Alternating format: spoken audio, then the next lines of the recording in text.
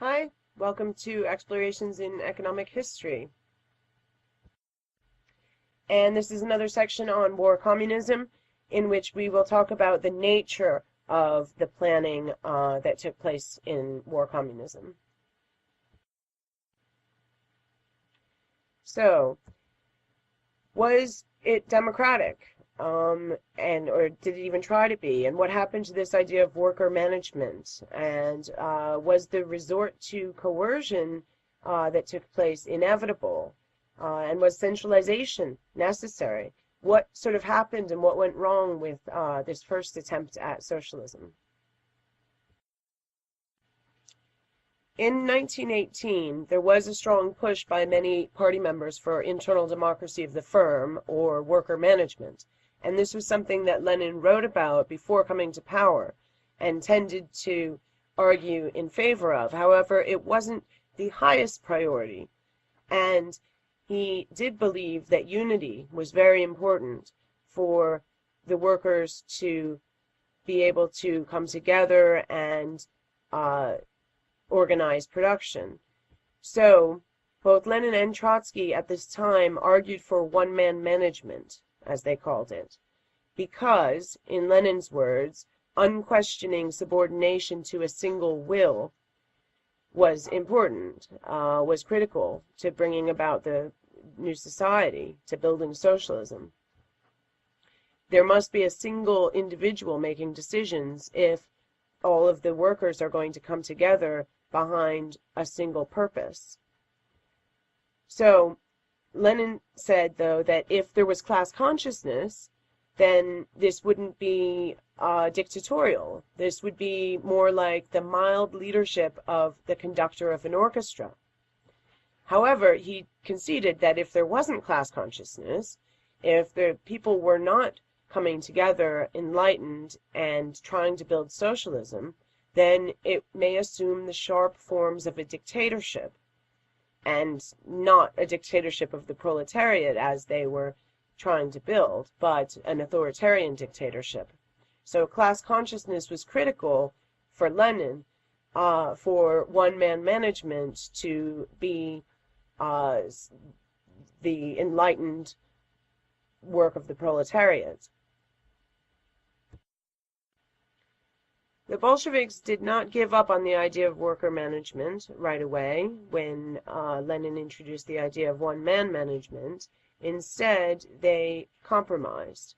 The first decree on the nationalization of enterprises included a democratic council or Soviet, for internal firm matters, but it was overseen by a party-appointed commissar, because, of course, the vanguard of the proletariat needed to make sure that the workers were making decisions that were good for the entire economy. So there was to be an economic and administrative council which decided on internal workings of the enterprise, including the budget and working conditions. And so workers were part of this democratic council, and it was overseen by the party. The workers could vote on firm matters, it was democratically run, and it was binding upon the administrative director of the firm. However, this democratic worker management was part of a system that was centralized. So appeals against council decisions would be made to the commissar appointed for that sector or firm. And the commissars, appointed by Vysenka to the factories, had substantial power, including the ability to dismiss workers and to make final decisions on things like wages, and it allowed generally political centralized supervision over the firms. And this centralization kind of foreshadowed what came later under Stalin and afterward. Nationalization of large-scale industry, which allowed the creation of unions. Those unions were later, as planned, used in overall national planning and directing the sectors of industry from one central location. The trade unions would later become organs of Soviet power, coordinating the relationship between state enterprises and the party, and between the workers and the state. Also, already at this period, Trotsky was beginning to argue about the importance of coercing the workers to do what the vanguard suggested that the workers need to do in order to bring about socialism.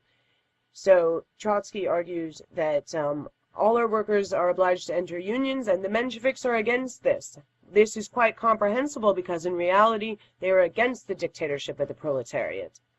So any time that anyone outside the party, the Mensheviks in this case, disagreed with the idea of forcing the workers behind a certain party line, the Bolsheviks would respond that clearly those non-party members were against the dictatorship of the proletariat.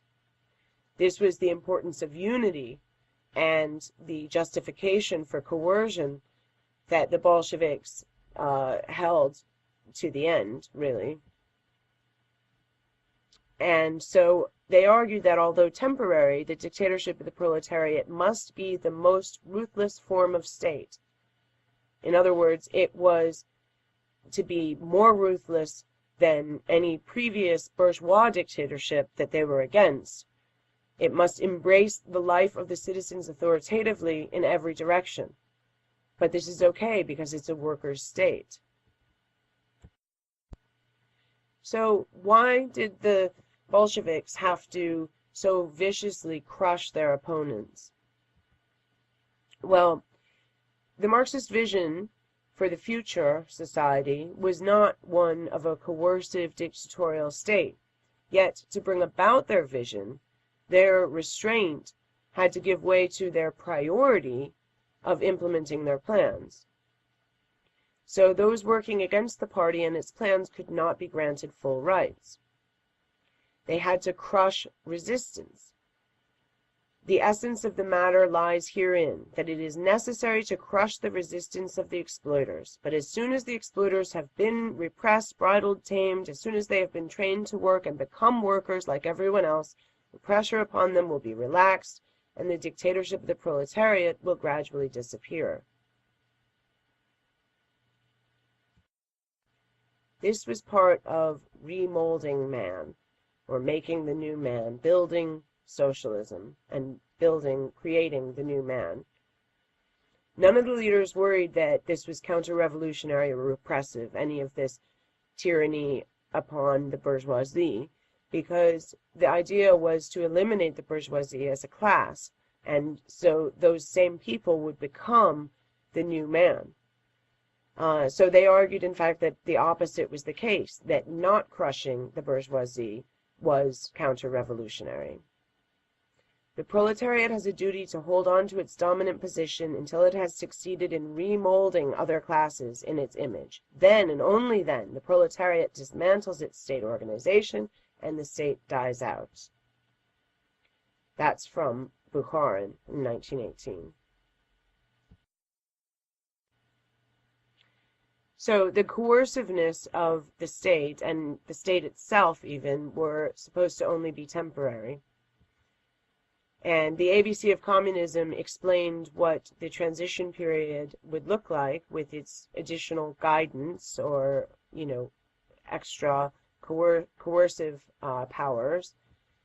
It said in the ABC of Communism, at first, doubtless, and perhaps for 20 or 30 years, it will be necessary to have various regulations. Maybe certain products will be supplied only to those persons who have a special entry in their workbook or their work card. And, in fact, this was exactly how it was done. And already in December 1917, barely in power for a month, Lenin had written a draft decree, and, in fact, this decree was put into practice in roughly the form that is said here. He intended it to be a first step towards universal labor conscription, and it required all persons to submit statements detailing their present work, have them signed by state officials, and carry the signed statements with them at all times.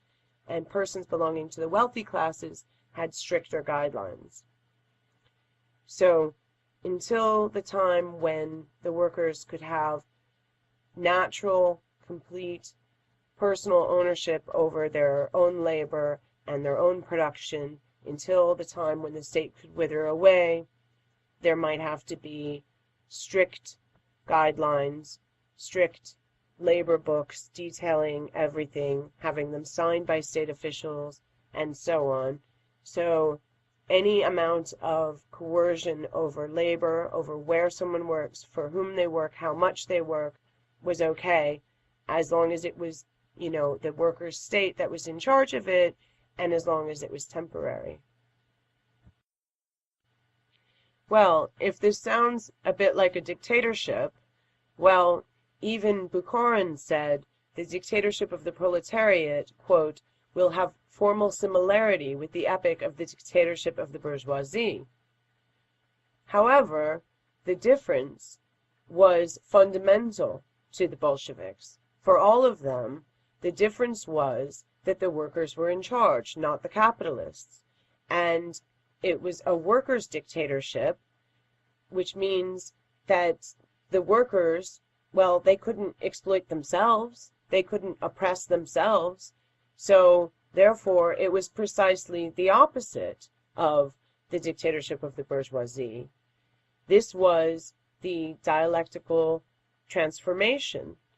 This was the workers in charge. As Trotsky put it, our compulsion is applied by a workers' and peasants' government, which therefore makes it okay, even if it looks identical to the previous dictatorships.